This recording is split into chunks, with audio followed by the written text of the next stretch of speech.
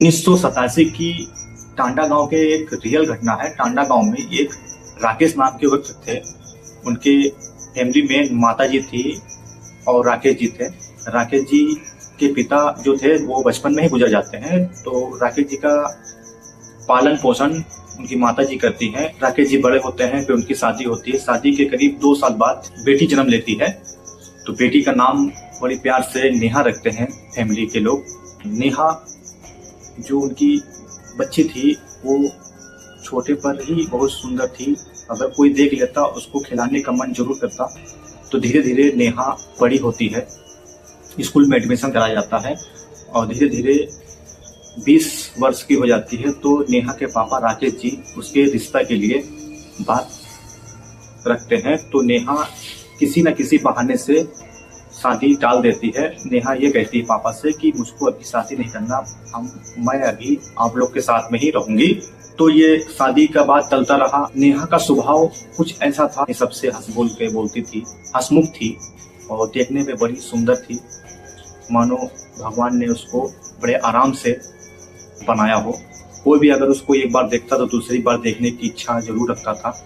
लंबे से बाल थे, गोल फेस था, बड़ी बड़ी आंखें थी और रंग उसका गोरा था। इतना अच्छा फेस था कि अगर कोई देख ले तो उसके तरफ देखने के लिए मजबूर हो जाता था। इतना सामूहिक फेस था उसका। स्कूल में दाखिला कराते हैं राकेश जी। धीरे धीरे बड़ी होती है, पढ़ाई पूरी होती है। पढ़ाई पूरी होने के बाद नेहा घर में रहती है। घर में असल में नेहा किसी के यहाँ जाना पसंद नहीं करती थी, किसी के यहाँ फालतू बैठना नहीं पसंद करती थी। नेहा एक सरल स्वभाव की लड़की थी और चंचल स्वभाव की थी। नेहा के पास कोई भी आता तो उसे कुछ न कुछ खाने के लिए जरूर देती। बच्चे भी उससे काफी ज्यादा खुश थे। बगल के जो दादी जो लगते थे वो भी बहुत खुश थे। नेहा के आदत से बहुत ही खुश थे। कोई ये नहीं कहता कि नेहा घमंडी है या सुंदर के हिसाब से वो घमंडी है। कभी भी कोई आज तक नहीं कहा। बिना तारीफ किए नेहा इस टाइप की थी। तो सब अच्छे से चलता रहा। उनका परिवार अच्छे से आनंदमय खुशहाल व्यतीत होता रहा। इसी बीच राकेश के दोस्त आ जाते हैं, चंदन, जो बचपन के दोस्त होते हैं, क्लास फेलो होते हैं। तो चंदन जी के लड़के का शादी होता है, तो शादी के इनवाइट करने के लिए राकेश जी के समस्त परिवार को इनवाइट करके चले जाते हैं। तो राकेश जी फिर उस शादी के लिए तैयारी करते हैं। फैमिली में डिसाइड होता है कि राकेश जाएंगे और राकेश की वाइफ जाएंगी, नेहा के मम्मी जाएंगी साथ में, और कोई नहीं जाएगा। तो नेहा बीच में जिद करने लगती है कि आपके मित्र के लड़के की शादी है, मुझे भी प्लीज लेते चलो, गिड़गिड़ाने लगी। और नेहा को घूमने का भी बहुत शौक था। तो बड़ी जिद करने के बाद मम्मी, नेहा के मम्मी जो थे वो राजी हो जाते हैं, उनके पापा को राजी करवा लेते हैं। तो फिर साथ में ही जाते हैं सब। फिर होता क्या है, जाते जाते इनके जाने से पहले वो एक्सीडेंट हुआ था हाईवे में।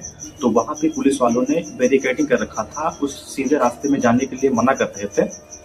फिर क्या हुआ, राकेश जी मन बना लिए थे घर की तरफ वापस आने के लिए। तो रास्ते में पूछते हैं कि ये रास्ता जाके आगे कम से कम 6 से 7 किलोमीटर आगे जाके ये हाईवे मिल जाएगा। तो वो जंगल का थोड़ा रास्ता था। तो वहाँ गाड़ी पे बैठे हुए उनके नेहा के मम्मी और नेहा के पापा और नेहा के मम्मी दोनों डिसाइड करते हैं गाड़ी के अंदर क्या इस साइड से चलने में सही रहेगा। तो नेहा के मम्मी कहते हैं जब चल रहे हैं सब कोई तो हम लोग भी चलें। तो गाड़ी नेहा के पापा ने मोड़ लिया, सीधे जंगल के रास्ते से होकर के हाईवे आगे निकलेंगे। तभी वो घनघोर जंगल था, घना, न लाइट थी न कुछ, सिर्फ गाड़ी की जो हेडलाइट थी उसी की रोशनी थी, बाकी कुछ नहीं था। तो राकेश जी कुछ दूर चलते हैं तो उनको के कोई एक खड़ा हुआ व्यक्ति दिखाई देता है। तो नेहा की मम्मी कहती हैं ये कौन हो सकता है इतने अंधेरे में। तो नेहा कहती है कि हो सकता है कोई भूल गया हो, भटक गया हो रास्ते में। तो वो हाथ देता है। तो राकेश जी गाड़ी रोकते हैं वहां पे।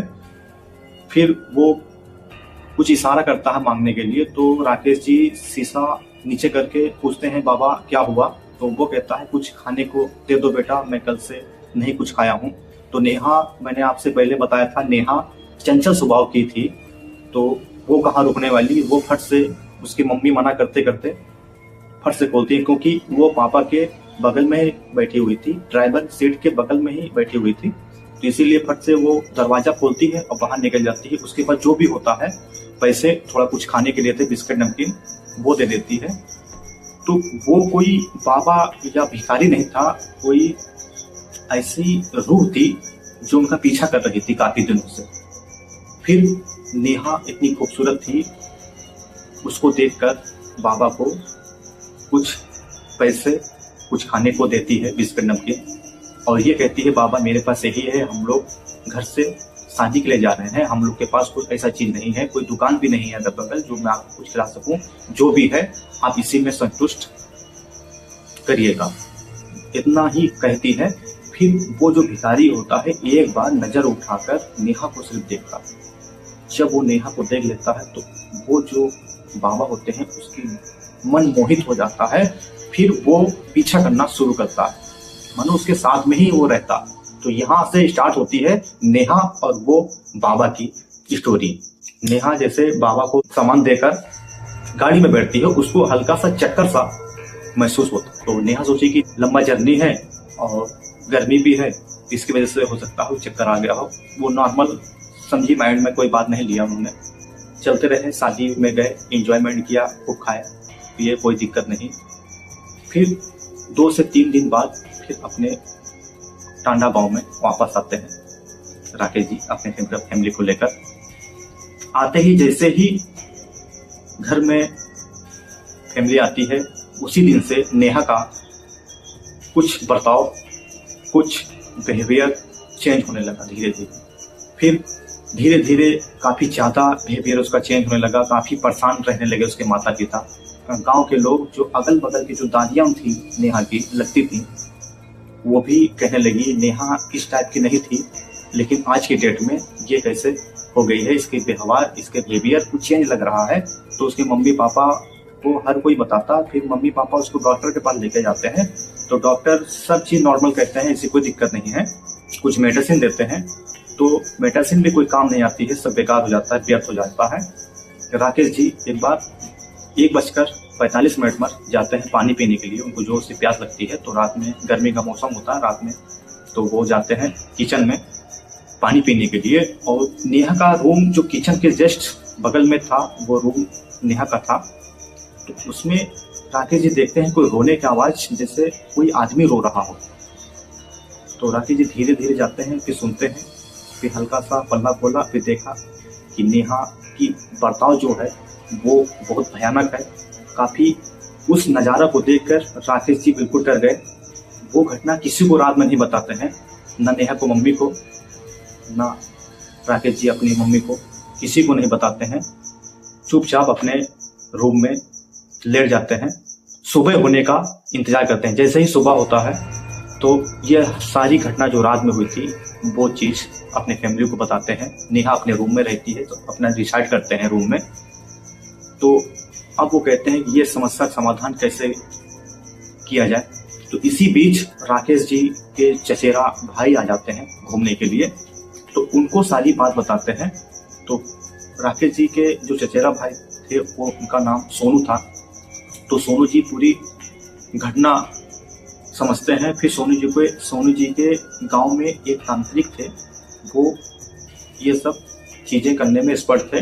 और राकेश जी के जो भाई थे सोनू, उनको ये सब चीज़ें अच्छे तरीके से आती थी, जानकारी था बहुत चीज़ों का।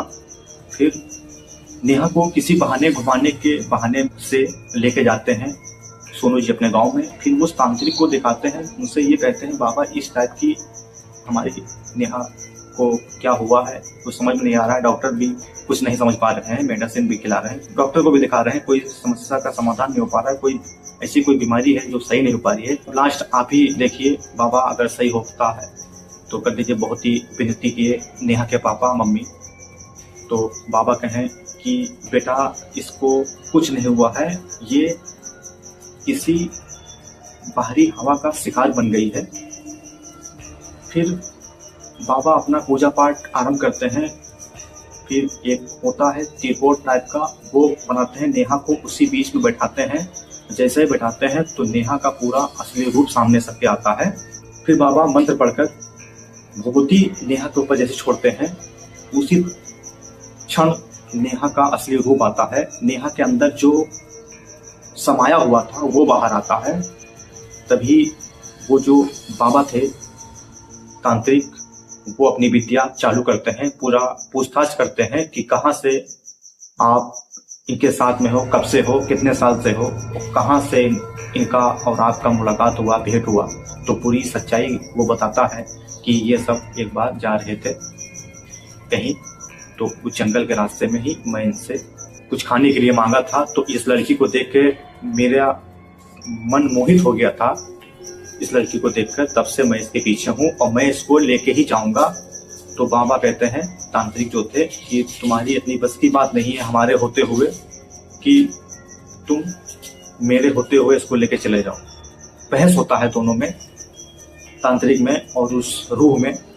वो जो तांत्रिक थे अपने कमंडल से कुछ पानी निकाल के जैसे ही नेहा के ऊपर छिड़कते हैं, वैसे ही नेहा नीचे गिर जाती है।